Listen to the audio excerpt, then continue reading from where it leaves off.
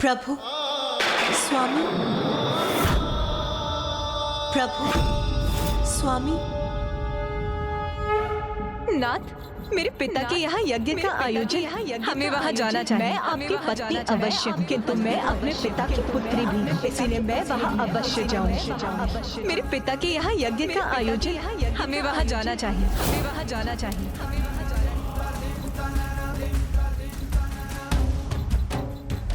जितना अधिक प्रभु माता का स्मरण करते, उनकी पीड़ा उतनी ही बढ़ती जाती।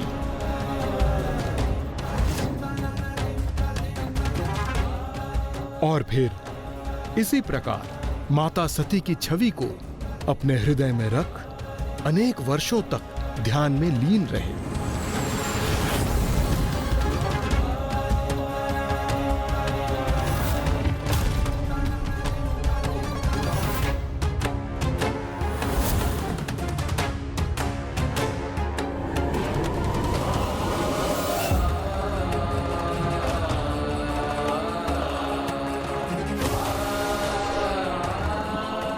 यह प्रभु महादेव के गहन ध्यान और उनकी पीड़ा का ही परिणाम था कि अंततः माता सती को देवी पार्वती के रूप में जन्म लेना ही पड़ा, जिसके परिणाम स्वरूप देवी सती ने पुनः देवी पार्वती के रूप में जन्म लिया।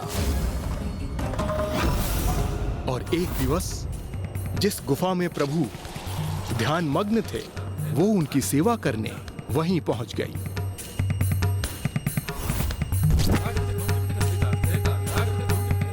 मुझे इस कथा का ये भाग भी ज्ञात है। माता ने पिताश्री की सेवा की, वो तो प्रभु के प्रति पूर्ण रूप से समर्पित थी, किंतु पिताश्री अपने वैरागी रूप में अपने निकट किसी की उपस्थिति से अनभिज्ञ थे।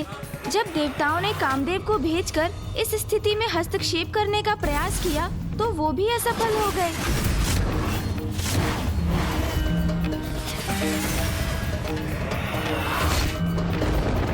क्योंकि महादेव ने अपनी क्रोधाग्नि से उन्हें भस्म कर दिया और फिर अपने विचारों में डूबकर वे बिना माँ को देखे ही वहाँ से प्रस्थान कर गए।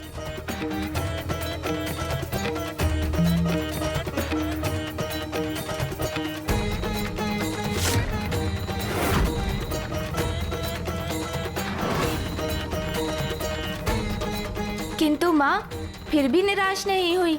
जब उन्हें ज्ञात हुआ कि पिताश्री उन्हें कठोर तपस्या के उपरांत ही प्राप्त होंगे, तो उन्होंने अपनी तपस्या आरंभ कर दी। ओम नमः शिवाय, ओम नमः शिवाय, ओम नमः शिवाय।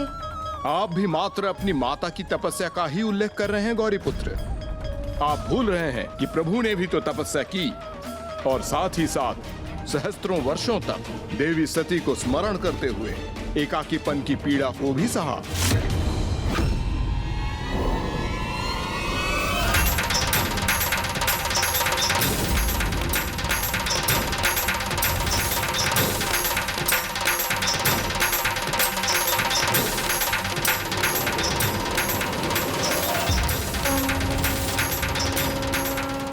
कुछ समय उपरांत जब प्रभु महादेव देवी सती की छवि का ही विचार करते हुए उनके ध्यान में लीन थे, तब माता पार्वती के मंद मंत्रों की ध्वनि उनके कानों में पड़ी और उन्हें माता सती के स्थान पर माता पार्वती की छवि दिखाई देनी आरंभ हो गई।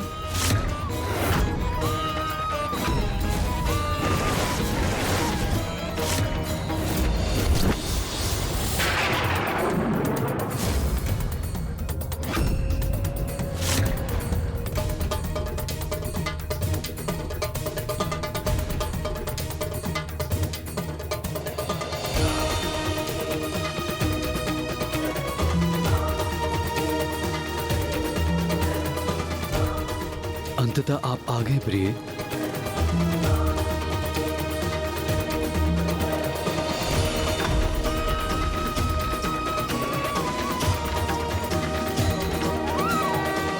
फिर भी प्रभु शिव शंकर शंभू ने इतनी सरलता से देवी ब्रह्मचारिणी को अपने दर्शन प्रदान नहीं किए। हाँ लंकेश, मुझे ज्ञात है, क्योंकि तभी पिताश्री ने भी माँ से भेंट कर उनकी परीक्षा लेने हेतु प्रभु ब्रह्मचारी का रूप धारण किया। किंतु उनका आशय उनके प्रति माँ के समर्पण एवं स्नेह का आकलन करना नहीं था।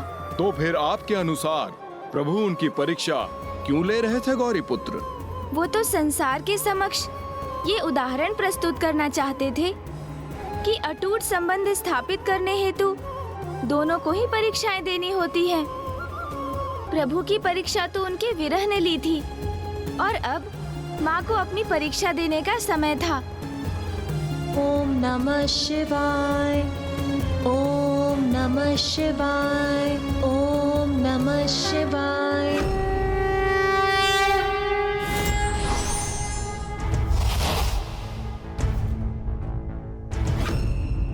त्रयंबकं सदाशिवं नमामि हे उमापति जय नीलकंठ जय अनंत नमोस्तुते नमोस्तुते।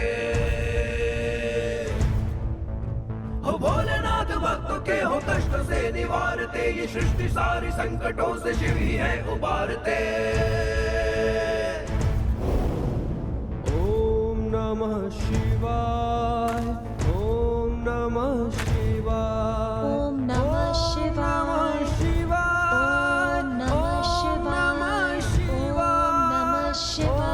नमः शिवाय, ओम नमः शिवाय, ओम नमः शिवाय। तब माता की परीक्षा हेतु महादेव ने प्रभु ब्रह्मचारी रूप में स्वयं की निंदा कर माँ को उत्तेजित करने की चेष्टा की। उन महादेव से विवाह करना चाहती हैं आप, जिन्हें विवाह का अर्थ भी ज्ञात नहीं। आपका जन्म संभ्रांत वंश में हुआ। आपके पिता महाराज, आपकी माता महारानी है, किंतु महादेव का जन्म कब, कहां, कैसे हुआ, ये तो आज तक कहीं प्रकट ही नहीं हुआ।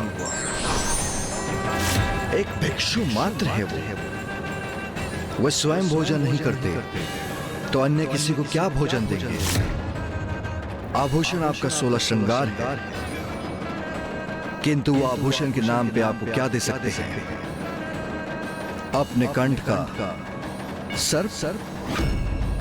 आपकी मांग सिंदूर के स्थान पर भस्म से सुशोभित करेंगे और राजभवन के स्थान पर आपको कठोर शिलाओं और गुफा वाले कैलाश पर भी रखेंगे। और तो और कभी भूल से उनका तीसरा नेत्र खुल गया तो आपको भस्म भी कर देंगे। और सुना तो ये भी है कि वो सदाई खोए रहते हैं, वर्षों तक ध्यान में लीन रहते हैं। और आप तो अभी से मृत पशु के चर्म को अपने शरीर पर धारण करने का अभ्यास कीजिए। और धारण ना भी करें तो उनकी दुर्गंध सहने के लिए तैयार हो जाइए, क्योंकि आपके वो शिव उसे धारण करना नहीं छोड़ेंगे। महादेव के नाम का जाप कर इतनी कठोर तपस्या कर किस अवस्था में पहुंच गई हैं आप? जिन महादेव के विवाह के पूर्व ही आपकी ये दशा कर दी, वो विवाह के उपरांत आपको क्या सुख देंगे? आपको क्या सुख देंगे? आपको क्या सुख देंगे?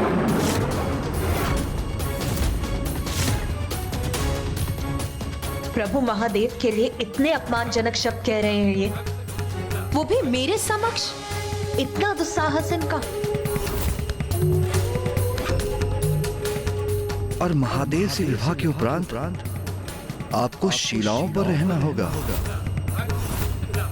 और महादेव का वाहन क्या है? वो वृद्ध बैल। आपका और उनका कोई मेल नहीं।